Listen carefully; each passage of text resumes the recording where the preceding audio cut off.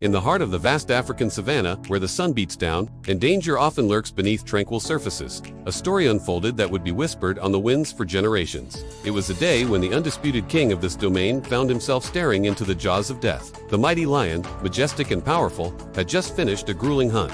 Exhausted and parched, he approached the edge of a wide river, seeking to quench his thirst. The water shimmered peacefully, a perfect mirror of the blue sky above. But this serenity was a lie.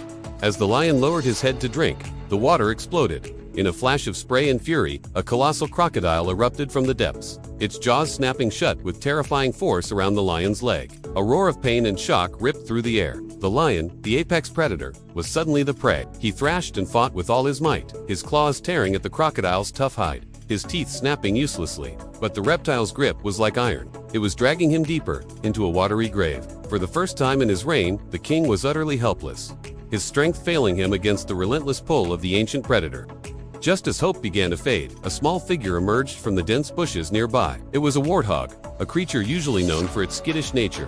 He was no king, no giant, but he possessed something just as valuable: a quick mind and a courageous heart. Seeing the lion's desperate struggle, the warthog didn't flee. Instead, he charged, squealing at the top of his lungs, kicking up a storm of dust and dry grass. The warthog sprinted directly towards the riverbank, taunting the crocodile. "Hey, slow scales. Over here, try and catch me if you can," he seemed to shout with his defiant cries. The crocodile, a creature of pure instinct, was momentarily confused. Here was a smaller, easier meal, practically daring it to a chase. The temptation was too great. In a split second, it made a decision.